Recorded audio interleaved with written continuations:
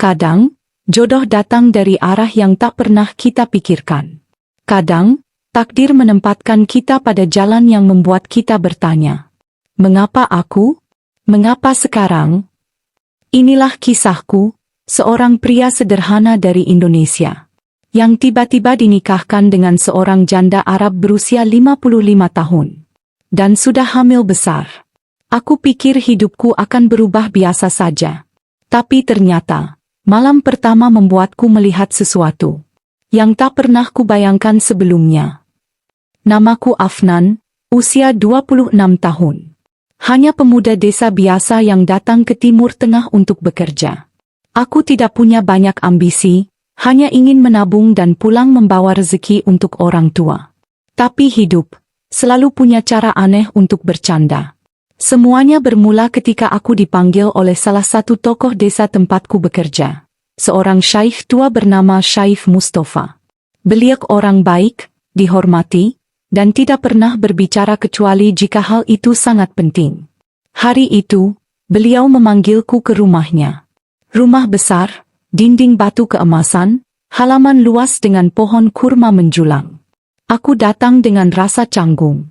Masuklah, Afnan, kata Syaikh Mustafa. Kami ingin membicarakan masa depanmu. Aku langsung panik. Masa depan apa? Salahku apa? Atau aku melanggar sesuatu tanpa sadar? Tapi ternyata, bukan itu. Di ruang tamu yang sejuk dan wangi gaharu, aku melihat seorang wanita duduk di sofa. Usianya sekitar 55 tahun, kulitnya putih cerah khas Arab, wajahnya teduh dan dewasa. Rambutnya disembunyikan di balik kerudung satin. Matanya tampak lembut tapi menyimpan rasa lelah. Yang paling mencolok adalah perutnya, sangat besar. Jelas sedang hamil tua. Namanya Naila binti Khalid. Aku berdiri kaku. Kenapa aku dipanggil menemui wanita yang sedang hamil besar? Syaikh Mustafa menatapku lalu berkata pelan. Naila membutuhkan suami. Aku tersentak seperti disambar petir. Dedan, apa hubungannya dengan saya, Syaikh?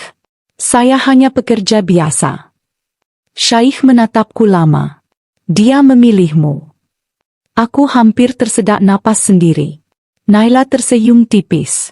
Senyum yang sangat halus, seperti senyum seseorang yang sudah lama berhenti mempercayai kebahagiaan. Engkau baik, Afnan, katanya sangat lembut. Dan aku butuh seseorang yang bisa menjagaku, bukan hartaku. Aku semakin bingung. Kenapa aku? Kenapa wanita yang sedang hamil besar ingin menikah denganku? Dan apa maksud, bukan hartaku? Rasanya tak masuk akal. Syaikh Mustafa menjelaskan pelan. Naila kehilangan suaminya 3 bulan lalu. Dia sedang hamil tua. Keluarga suaminya menolak mengakuinya karena masalah warisan. Dia butuh perlindungan hukum, dan suami yang bisa dipercaya. Aku perlahan paham. Ini bukan kisah cinta. Ini soal keamanan, hukum, dan kehormatan wanita di negeri asing. Tapi aku masih tidak percaya. Kenapa saya? Banyak pria Arab yang lebih baik. Naila menatapku. Kali ini tatapannya jujur, langsung ke hati. Karena kamu tidak memandangku seperti beban. Aku tercekat. Kalimat itu sederhana, tapi rasanya sangat menyentuh. Lalu kalimat berikutnya membuatku diam lebih lama. Karena aku tahu, kamu tidak akan menyentuhku tanpa izin. Dan saat itu, aku benar-benar mengerti. Wanita itu bukan hanya hamil, dia juga terluka. Secara batin, secara emosional, dan mungkin, secara kehidupan. Aku menghela napas dalam. Aku bukan pahlawan. Aku bukan siapa-siapa. Tapi bagaimana mungkin aku menolak seseorang yang meminta perlindungan? Lalu, aku mengangguk. Tapi Syaikh, aku takut tidak bisa membahagiakannya. Syaikh Mustafa menepuk bahuku. Kamu hanya perlu menjadi lelaki yang jujur. Beberapa hari kemudian, kami menikah. Rumah Naila sangat luas, megah, tapi kosong seperti tidak punya jiwa. Banyak ruangan tidak terpakai, lampu redup, dan udara seperti berhenti mengalir. Hari pertama aku tidur di kamar berbeda. Naila tidak memaksaku apapun. Dia bahkan terlihat canggung di dekatku. Tapi ada satu hal yang selalu membuatku bingung. Naila selalu memperlakukanku dengan hormat yang berlebihan. Afnan, apakah kamu butuh sesuatu? Afnan, apakah kamar kamu cukup nyaman? Afnan, apakah aku terlalu menyulitkanmu? Padahal akulah suaminya, setidaknya secara hukum. Tapi dia memperlakukanku seperti tamu. Setiap malam, aku mendengar dia berdoa lama sekali. Kadang suara isaknya terdengar samar. Wanita itu jelas menyimpan luka dalam. Hari itu Naila mulai lemah. Kandungannya semakin besar, perutnya tampak berat sekali. Aku mulai membantunya berjalan, memegang lengannya, atau sekadar mengangkatkan bantal. Sampai suatu malam, Naila mengetuk pintu kamarku dengan pelan. Afnan, bolehkah kau menemaniku malam ini? Jantungku langsung berdebar. Ini permintaan yang akan disalahpahami banyak orang. Tapi nada suaranya lirih, seperti anak kecil yang ketakutan. Aku mengangguk dan mengikutinya ke kamarnya. Kamarnya wangi lembut. Lampu redup. Dia duduk di tepi tempat tidur, tangannya gemetar. Afnan. Dia menunduk. Aku takut tidur sendirian. Aku takut sesuatu terjadi pada bayiku. Aku duduk di kursi dekat tempat tidur. Tentu. Aku di sini. Dia menggeleng pelan. Bukan di sana, di sini. Dia menepuk tempat tidur di sebelahnya. Aku menelan ludah. Jantungku seperti drum perang. Ini bukan tentang hal dewasa. Ini tentang kedekatan. Tentang kepercayaan. Aku naik ke tempat tidur, tetap menjaga jarak. Naila memegang tanganku. Afnan, apakah aku merepotkanmu? Aku menggeleng. Tidak. Aku di sini untuk menemanimu. Naila menghela napas lega. Helaan yang panjang, seperti seseorang yang sudah menahan ketakutan selama bertahun-tahun. Kami tidak bersentuhan selain tangan kami. Tapi kehangatan itu, entah kenapa terasa sangat dalam. Tiba-tiba Naila berkata, "Aku khawatir kamu membenciku." Aku mengerutkan kening. Kenapa aku membencimu? Naila menahan air mata.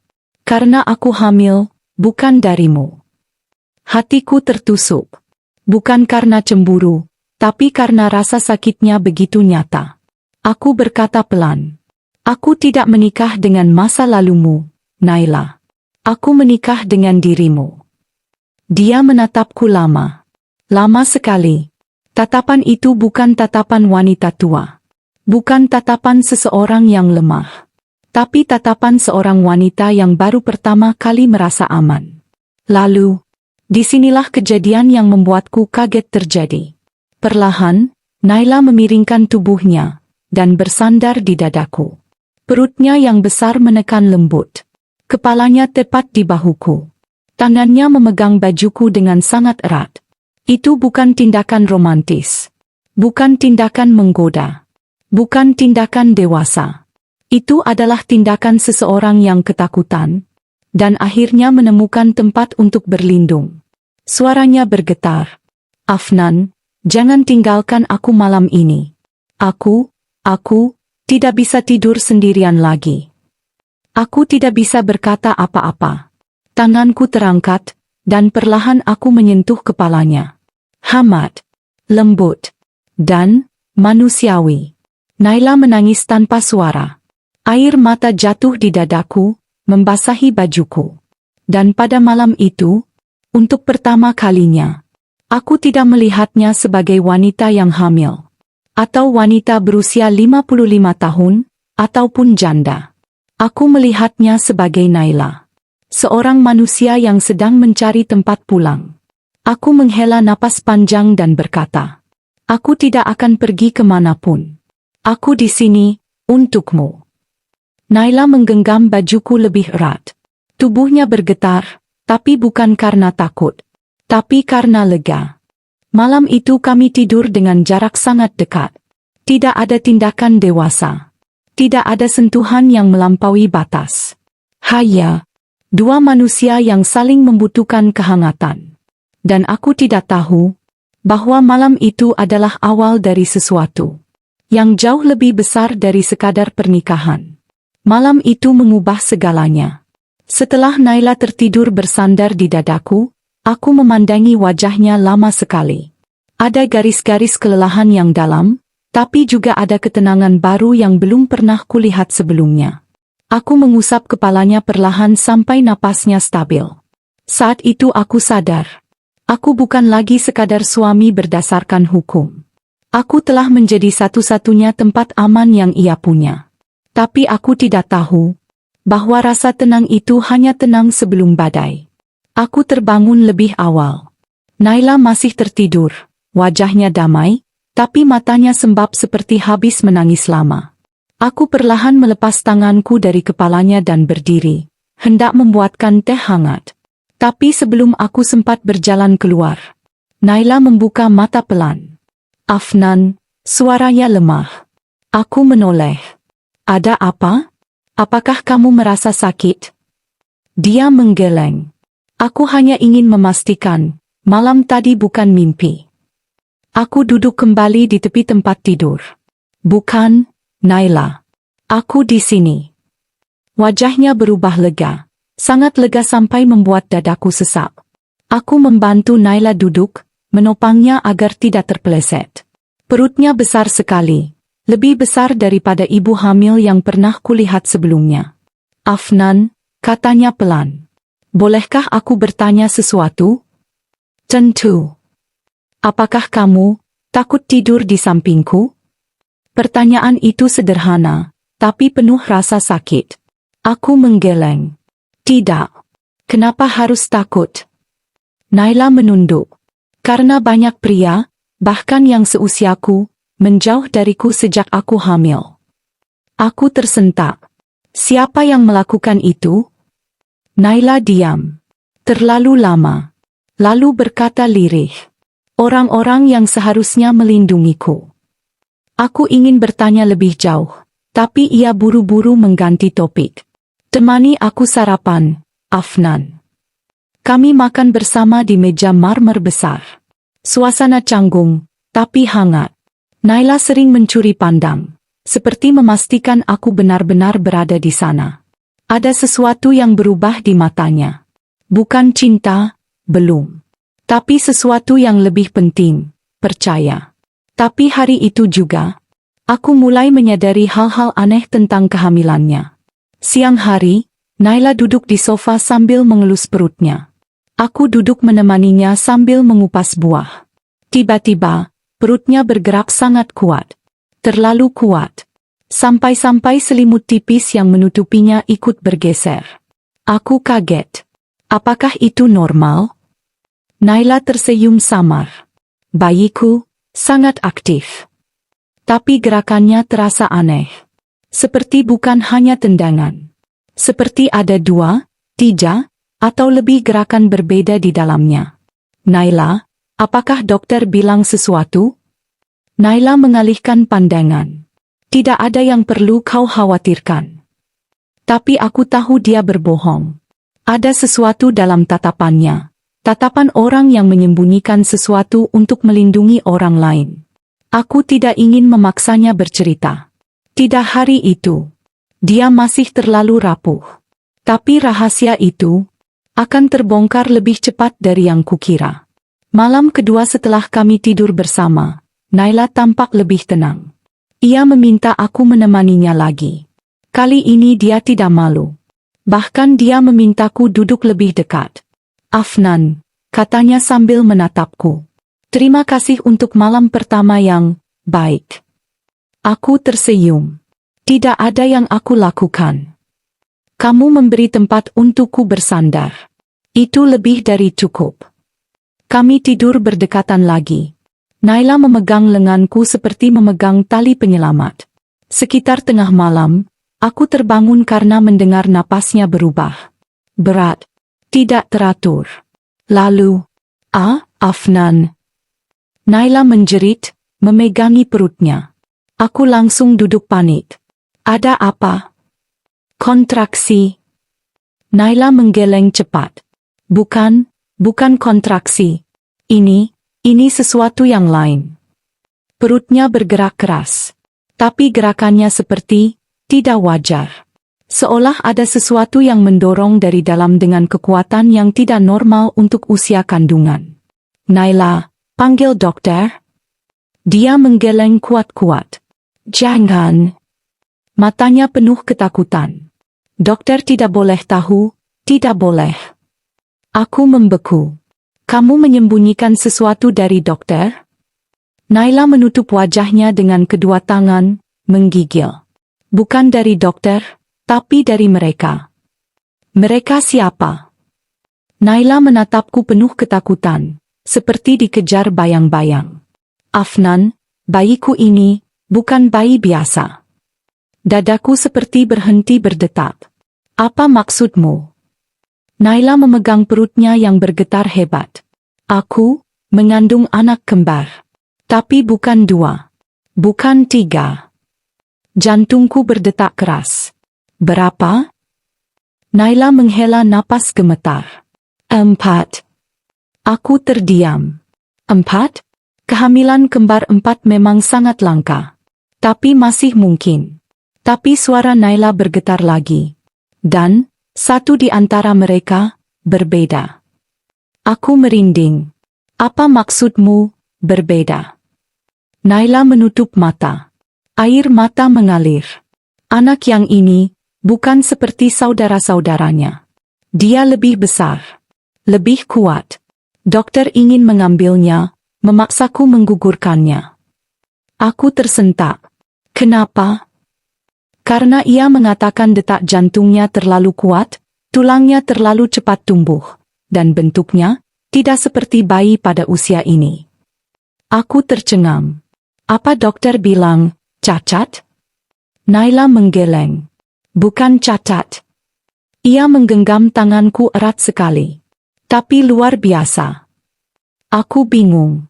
Luar biasa bagaimana? Dokter bilang, aku mungkin mengandung anak yang akan membahayakan tubuhku. Tapi aku tidak peduli. Aku ingin semua anakku hidup.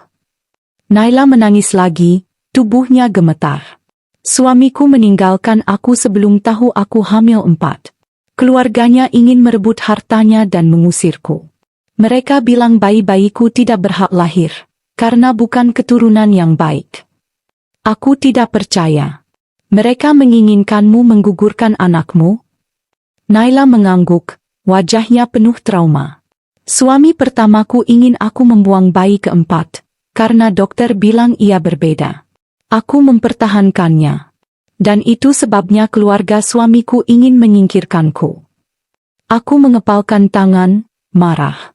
Naila, kamu tidak sendiri lagi. Dia memelukku erat, tubuhnya bergetar. Aku takut, Afnan. Aku takut mereka datang mencari bayiku. Aku takut mereka menemukan aku menikah denganmu. Aku mengusap punggungnya lembut. Sekarang aku yang menjagamu. Tidak ada yang akan menyakitimu. Naila menangis di dadaku lama sekali. Tapi ketakutannya bukan kehamilannya. Tetapi seseorang. Seseorang yang ternyata benar-benar datang. Pagi berikutnya, saat aku sedang menjemur selimut, sebuah mobil hitam berhenti di depan rumah. Mobil mewah dengan kaca hitam pekat. Rumah Naila jarang didatangi siapapun. Aku melihat dari jendela. 2 pria keluar, berjas hitam, tinggi besar, wajahnya dingin. Aku langsung tahu. Ini bukan tamu biasa. Mereka berjalan mengetuk pintu. Aku segera menghampiri sambil mencoba tenang. Salah satu dari mereka bertanya, "Mana Naila binti Khalid?" Suaranya dingin. Aku menelan ludah. Kenapa mencari beliau? Ini urusan keluarga, katanya tegas. Naila mendengar dari dalam dan berlari ke belakang kamar. Afnan, jangan biarkan mereka masuk. Aku menghadang pintu. Saya suaminya. Bicara dengan saya. Mereka saling memandang. Lalu pria itu berkata, Suamimu sudah mati. Kau bukan siapa-siapa. Aku hampir membalas, tapi pria itu mengeluarkan amplop tebal. Ini dokumen hukum. Semua hak Naila akan diambil alih keluarga suaminya. Dadaku panas. Tidak bisa. Dia sudah menikah dengan saya. Pria itu tersenyum sinis. Itulah sebabnya kami datang, untuk memastikan pernikahan itu batal. Aku merinding. Maksudnya? Pria itu mendekat dan berkata pelan.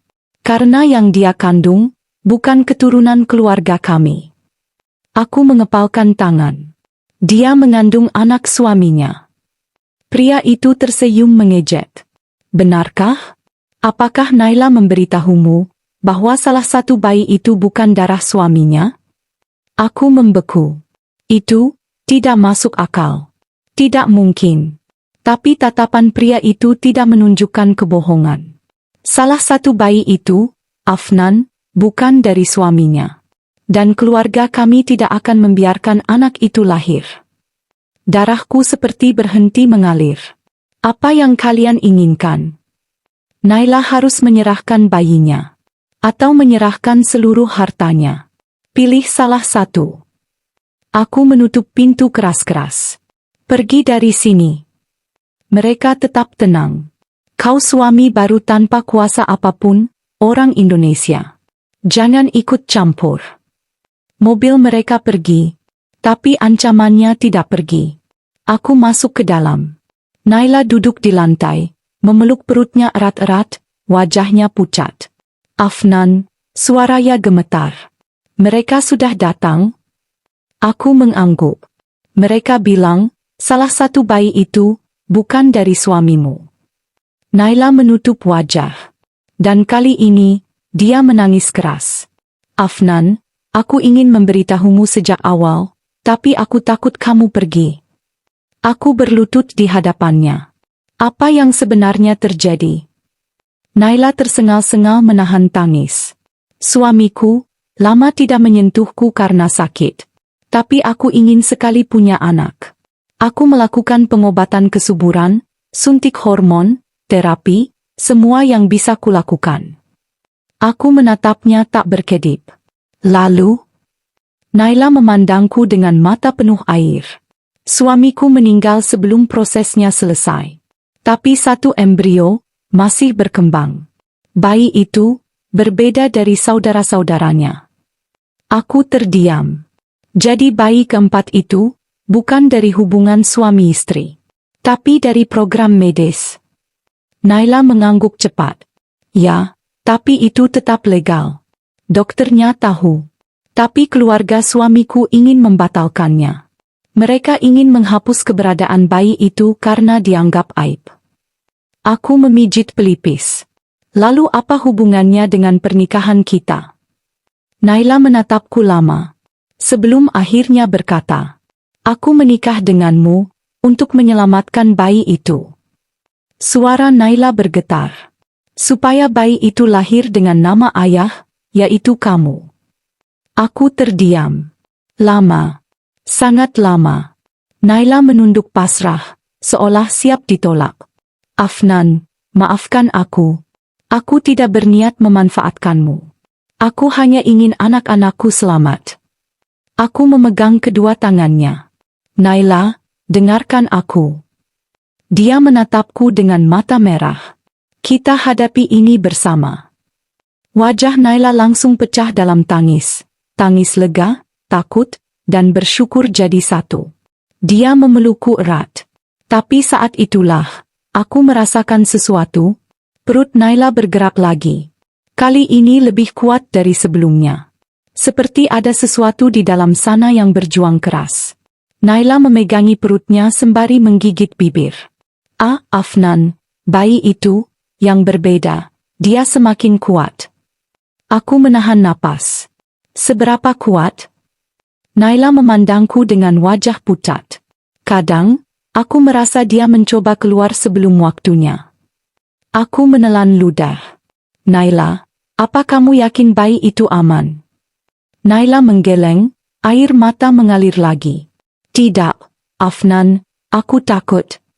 Ia menggenggam bajuku. Aku takut bayi itu lahir sebelum kita siap. Dan aku tidak tahu bahwa ketakutannya itu akan menjadi kenyataan. Sangat segera. Masa depan Afnan Naila. Siap kapan saja. Malam itu terasa lebih panjang dari malam-malam sebelumnya. Sejak kedatangan dua pria misterius itu, rumah menjadi sepi dengan cara yang menegangkan. Sunyi yang membuat jantungku berdetak 2 kali lebih cepat setiap kali ada suara kecil. Naila duduk di ruang tamu sambil memegangi perutnya yang besar. Aku bisa merasakan ketakutannya dari napasnya yang tidak stabil. Aku duduk di sampingnya. Naila, kita harus bicara soal rencana kita. Keluarga suamimu jelas tidak akan berhenti. Naila menatapku kosong, seolah pikirannya jauh entah di mana. Afnan, aku takut melahirkan. Aku takut sesuatu terjadi sebelum waktunya. Aku mengangguk pelan. Aku tahu. Kita perlu ke dokter lain. Yang tidak bekerja sama dengan keluarga itu. Kita perlu pendapat kedua. Naila menggenggam tanganku.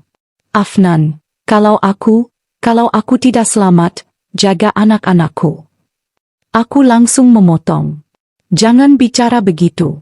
Kamu akan baik-baik saja. Tapi dokter bilang tubuhku terlalu lemah untuk kembar 4. Apalagi bayi keempat, dia tidak tumbuh seperti bayi biasa. Suaranya gemetar, penuh ketakutan. Aku janji aku akan menolongmu. Aku tidak akan membiarkan apapun terjadi padamu atau bayi-bayimu. Naila menutup mata, air mata jatuh lagi. Dan saat itu, suara dentingan terdengar dari pintu depan. Tok, tok, tok. Tidak keras. Tapi cukup membuat Naila terlonjak. Afnan, mereka kembali. Aku berdiri perlahan, tubuhku tegang. Aku berjalan ke pintu dan mengintip lewat lubang kecil. Tapi kali ini, bukan pria berjas hitam. Melainkan seorang wanita tua berjilbab hitam. Wajahnya pucat, sorot matanya tajam tapi sedih. Dia berdiri sendirian sambil menunggu. Aku membuka pintu sedikit. Siapa Anda?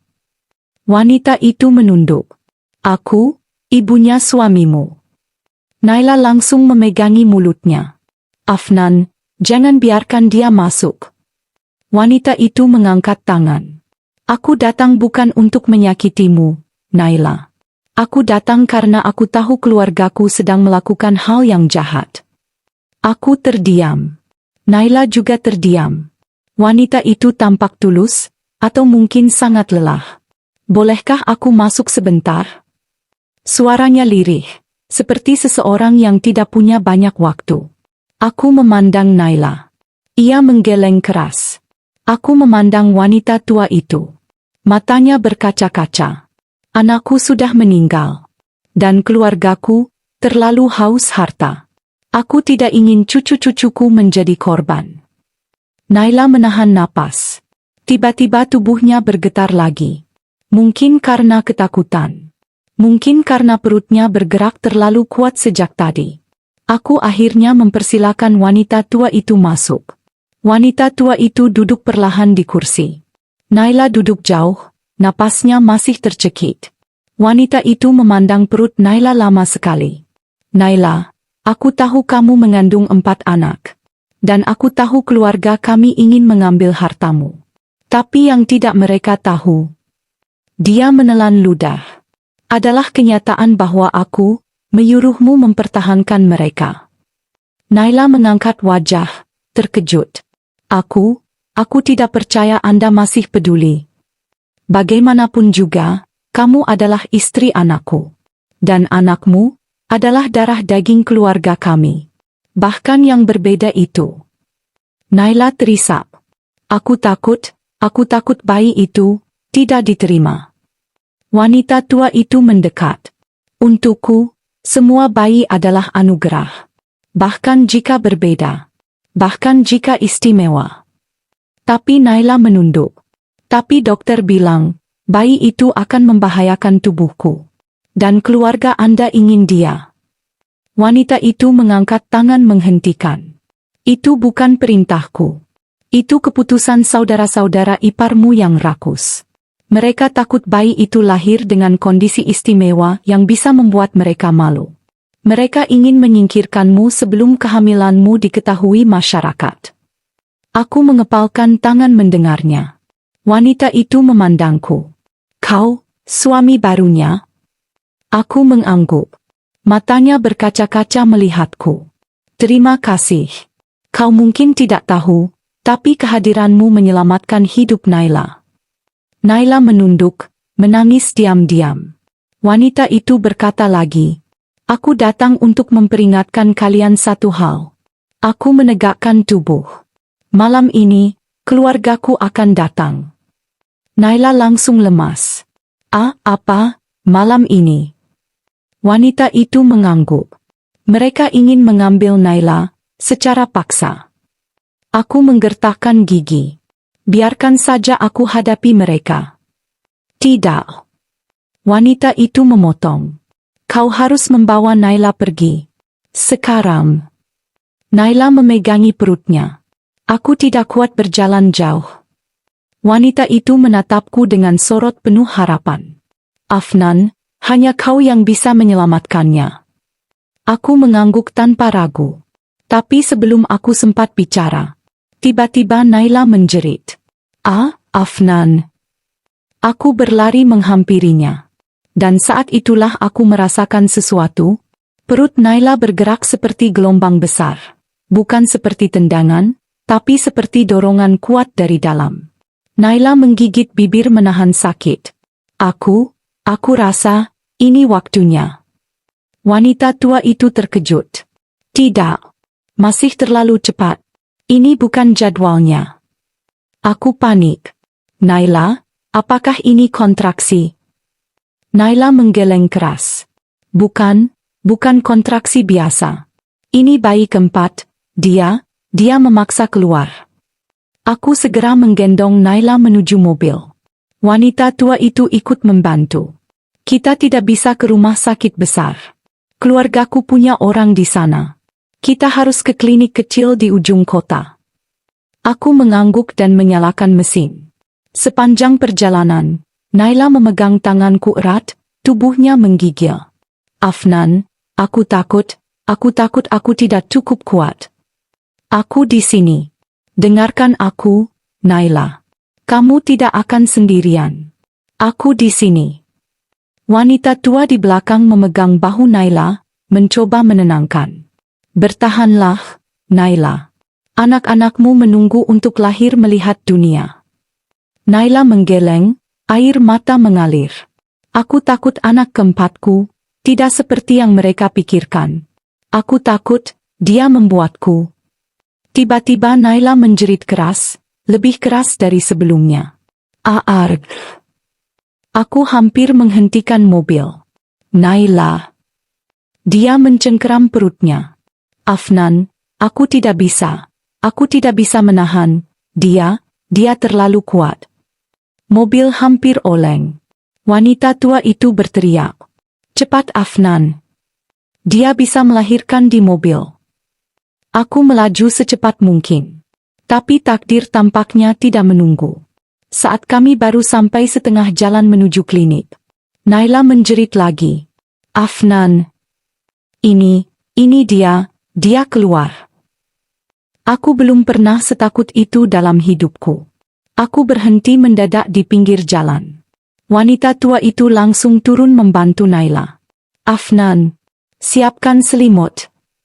Aku membuka bagasi, mengambil selimut tebal dan air mineral.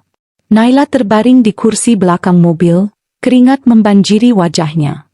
Perutnya bergetar. Wanita tua itu memeriksa. Ini bukan bayi pertama, ini bayi keempat, dia yang keluar duluan.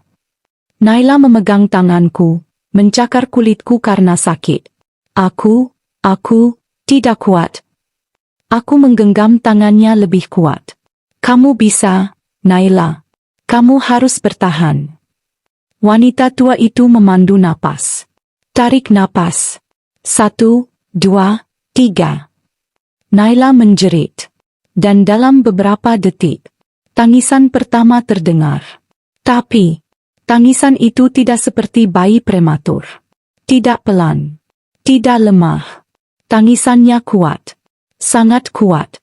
Wanita tua itu terkejut saat mengangkat bayi itu. Subhanallah. Aku menatap. Naila menatap. Kami berdua terdiam. Bayi itu, bayi keempat yang katanya berbeda. Lahir dengan ukuran hampir sama dengan bayi cukup bulan, padahal seharusnya prematur. Tubuhnya kuat, kulitnya merah sehat, tangisannya menggema. Naila menangis, memeluk bayinya. Afnan, dia sehat. Wanita tua itu juga menangis. Ini bukan bayi cacat, ini bayi kuat, bayi istimewa. Aku menyentuh kepalanya pelan. Dan saat itu, bayi itu membuka matanya, mata yang tajam, penuh kehidupan. Naila memelukku sambil menangis dalam kebahagiaan dan rasa lega. Tapi kebahagiaan itu tidak berlangsung lama. Karena dari jauh, suara mobil lain mendekat cepat. Wanita tua itu pucat. Itu mereka. Aku menggendong bayi itu dan menatap Naila. Kita harus pergi. Sekarang. Kami masuk kembali ke mobil. Aku menancap gas sekuat tenaga. Mobil hitam mengejar dari belakang. Naila memeluk bayinya erat-erat. Aku tidak akan menyerah lagi. Aku tidak akan biarkan siapapun mengambil anakku. Aku menatapnya. Naila tidak lagi tampak rapuh. Tidak lagi tampak takut. Dia tampak seperti seorang ibu yang akan melindungi anaknya sampai mati. Dan aku tahu tugasku baru saja dimulai. Wanita tua itu berdoa sambil menahan tangis. Ya Allah, lindungi keluarga kecil ini. Mobil hitam terus mengejar. Tapi kami berbelok ke jalan kecil menuju klinik kecil yang tersembunyi. Begitu sampai, dokter yang kami percayai langsung membawa Naila masuk untuk membantu persalinan 3 bayi lainnya. Aku menggendong bayi keempat itu, tubuhnya hangat dan kuat. Bayi itu menggenggam jariku. Dan aku sadar, inilah alasan aku dipertemukan dengan Naila. Naila berhasil melahirkan ketiga bayi lainnya dengan selamat. Semua sehat. Semua kuat. Keluarga suami Naila akhirnya mundur setelah wanita tua, ibunya suami Naila sendiri, mengakui kebenaran bahwa bayi itu sah dan berhak mendapatkan perlindungan. Kami pindah ke rumah kecil jauh dari kota. Naila memandang anak-anaknya dengan senyum damai.